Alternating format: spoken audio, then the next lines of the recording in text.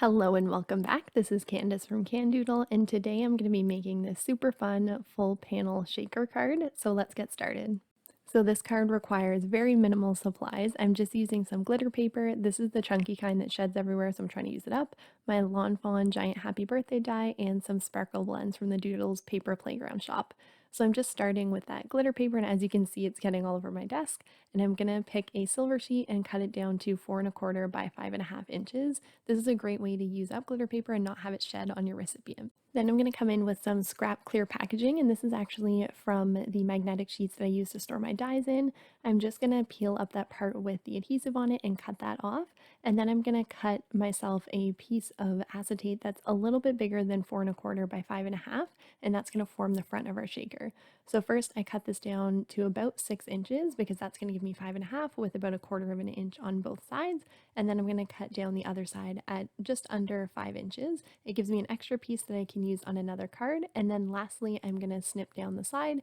That way I can get 2 panels instead of just the one, so the acetate only has to go over the front. So before I move on to putting this on my card, I like to take a baby wipe and a paper towel and just make sure that it is clean and dry. It's definitely important for it to be dry or it won't stick. Then I'm going to take that glitter paper, which is going to be our background panel, and I'm just going to put it face down and then trim off the sides of the acetate. And this is just going to make it so it's not as bulky around the corners. So then I'm coming in with some really strong double-sided tape, and I'm going to put that on 3 of the sides and tape down the plastic to the back of the card panel. So you want this to be tight enough that it's going to hold secure, but not too tight that you won't have room to put your shaker bits on the inside. So we're basically forming a little bit of a pocket around our card panel. And you could do this with pattern paper or any other type. I just thought the glitter paper was really pretty. So now I'm going to get my sparkle blends out in one of my triangle trays, and this is actually the Star Spangled mix. But Amber makes the absolute prettiest sequin mixes, and this is just one of them. So I'm going to take out these larger pieces that are kind of cone shaped because they're very 3D and this is more of a flat shaker. So I'm left with all of this goodness, which is going to go in our shaker card. And in the other tray, I have those bigger dimensional cone shaped and bead pieces, which I can use in another card that's not so flat.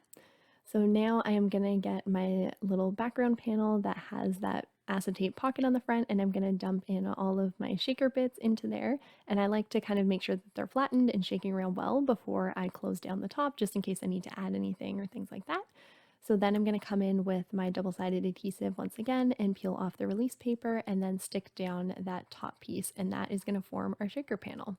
Once that is done, I'm going to get it down on a card base, so I like to use the same strong adhesive and kind of put it around all of the edges and towards the center. That way it sticks down nice and well to my card panel. And then I am going to move on to the sentiment. So for this card, I wanted a nice big die cut that would just stick right to the front. So I cut from white cardstock the Lawn Fawn giant happy birthday, and I'm going to glue all 3 of these together.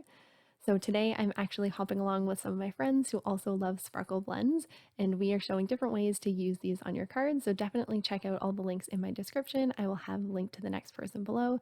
My friends are super talented and awesome, and you should definitely check out what they have to offer in their cards. So once that is done, I am going to take just my Lawn Fawn liquid glue and glue that down to the front of my card. You could use whatever glue. I just found I had more control over this one, and I didn't want any of the glue to ooze out the sides and ruin that pretty acetate. And so there we have the final card. Super quick and easy to pull together, but it is so sparkly and pretty and definitely a special birthday card. Don't forget to hit the link in the description for the next person on the hop. I'll also have a link to Amber's shop, which is the Doodles Paper Playground. She has the absolute prettiest embellishment mixes that you should definitely check out. As always, I appreciate the time you spend here with me and would love to hear from you down below in the comments. You can also find me over on Instagram at Candoodle Creations. And until then, I will see you in my next video. Bye!